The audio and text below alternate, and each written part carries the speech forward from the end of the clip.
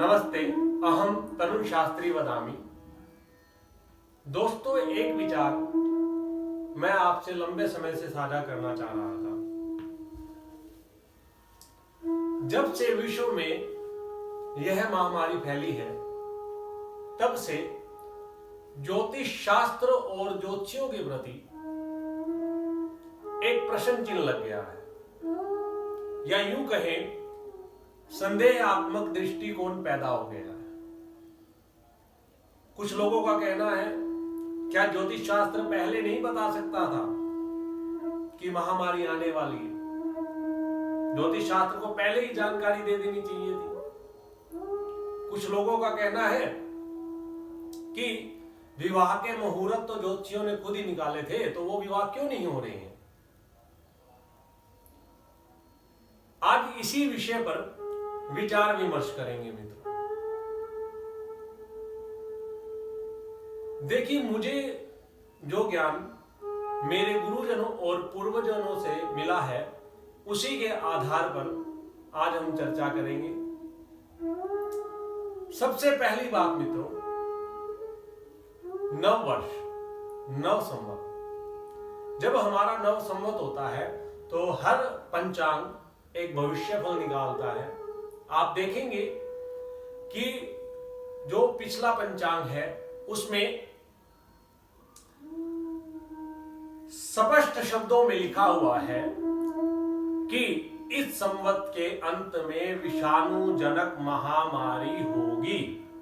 अब उसे हमने नहीं पढ़ा या उसके ऊपर हमने ध्यान नहीं दिया, उसमें देखिए ज्योतिष शास्त्र की कोई गलती नहीं। दूसरी बात मित्रों, ज्योतिष शास्त्र का काम है सावधान करना, समाधान नहीं। इस चीज को याद रखिए कि जब हम घर से बाहर निकलते हैं और बारिश का मौसम है, तो हम पूर्वानुमान लगा लेते हैं कि बारिश होने वाली है और हमें छाता लेकर के निकलना चाहिए। हम ऐसा कभी नहीं कर सकते कि बारिश आने को रोक सकें। आइए दोस्तों, ज्योतिष गणना के अनुसार महामारी के कारणों को समझने की कोशिश करते हैं। यह स्वतंत्र भारत की कुंडली है और यह गोचर है। स्वतंत्र भारत की जो कुंडली है वह वृष लगन की है, लगन में राहु है। आप देखेंगे तृतीय भाव में लगभग सभी ग्रह हैं। अब हम भारत की कुंडली पर गोचर लगा करके देखते हैं। गोचर का मतलब होता है मित्रों तात्कालिक परिस्थितियां, अर्थात हमें आज की यदि परिस्थितियां जाननी होंगी तो हम गोचर को लगन कुंडली में लगा करके देखते हैं, और यह भारत की लगन कुंडली है। मुख्य तौर से दो महामारियों के जो मुख्य कारण है, आज हम उन पर बात करेंगे।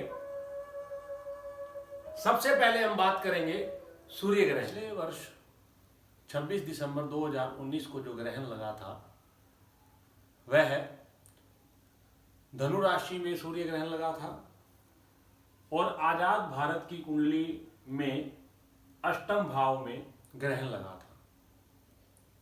आप देखेंगे दोस्तों कि जब यह ग्रहण लगा उसके बाद इस बीमारी का विस्तार होने लगा। एक मुख्य कारण भी इस महामारी का यह ग्रहण ज्योतिषीय गणना के अनुसार माना जा रहा है। उसके बाद हम बात करेंगे शनि की। शनि मकर राशि में प्रवेश किया है, तब भारत के लिए परिस्थितियां अच्छी नहीं रही हैं। सबसे पहले बात करेंगे हम, जब शनि ने भारत से, आजाद भारत से पहले की बात करें तो 1931 में मकर राशि में प्रवेश किया था। तब पूरा विश्व ग्रेट डिप्रेशन में आ गया था,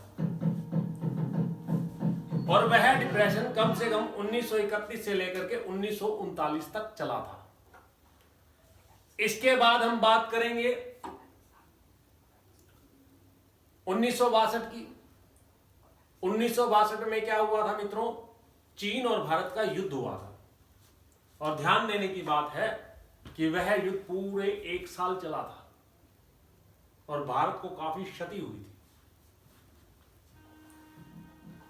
आगे हम बात करेंगे 1990, 91, 92 में जब शनि मकर राशि में आया था।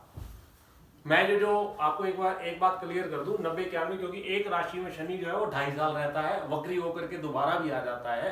तो एक राशि में लगभग 3 साल या 2.5 साल से लेकर के 3 साल के बीच में रहता है। तो 1990, 91, 92 की जब हम बात करें तब क्या हुआ था, तब एक तो मंडन कमीशन याद होगा आपको, और उस समय पर विद्यार्थियों पर गोलियां चली थी। पूरे भारत की परिस्थितियां अच्छी नहीं थी और सबसे जो मुख्य कारण हुआ था, कश्मीरी पंडितों को कश्मीर से निकाला गया था। धार्मिक युद्ध तब भी हुए थे। उसके बाद बात करते हैं आज की परिस्थितियों की। आज की परिस्थितियां आपको पता ही हैं, जो कि एक बीमारी को जन्म देती हैं। शनि ने मकर राशि में गोचर किया। जो परिस्थितियां पहले थी थोड़ा उनका ढंग बदल गया है, क्योंकि ग्रहण के कारण विषाणु जनित हो गई है और संवत के कारण, ध्यान दीजिएगा, नव संवत के कारण। नव संवत में जो मैंने आपको पहले भी कहा था कि हमारे पंचांग ने पहले ही बता दिया था कि नव वर्ष के अंत में जो पिछला संवत गया है उसके अंत में विषाणु जनक बीमारियां होंगी। तो ये कारण रहे। दूसरी बात क्या है मित्रों, शनि के साथ साथ यहां पर आप देखेंगे मंगल भी गोचर कर रहा है, कि गोचर में शनि मंगल के साथ है। जब जब शनि मंगल एक दूसरे को देख रहे होते हैं या एक दूसरे पर दृष्टि डाल रहे होते हैं, और जब जब शनि मंगल एक साथ आते हैं तो युद्ध जैसी परिस्थितियां उत्पन्न होती हैं, इसमें कोई दो राय नहीं है। अब आप यहां पर देखेंगे कि ये पूरी दुनिया विषाणु युद्ध के नाम पर इसको एक दृष्टिकोण से देख रही है। तो ये मुख्य कारण थे, ज्योतिषीय कारण थे ये मुख्य, जिसके कारण ये बीमारी गोचर कर रही है। मेरा मानना यह है कि आप किसी विषय की आलोचना तब कर सकते हैं जब आप उस विषय के बारे में जानकारी रखें। हमारे गुरुजन कहा करते थे कि कुंडलियां बोलती हैं, कोई बुलवाने वाला चाहिए।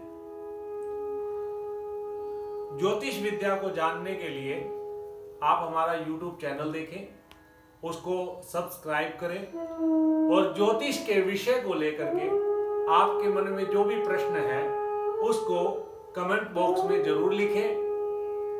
हम पूरा प्रयास करेंगे कि आपके ज्योतिष के विषय को लेकर के जो प्रश्न है उसका संपूर्ण रूप से समाधान किया जा सके।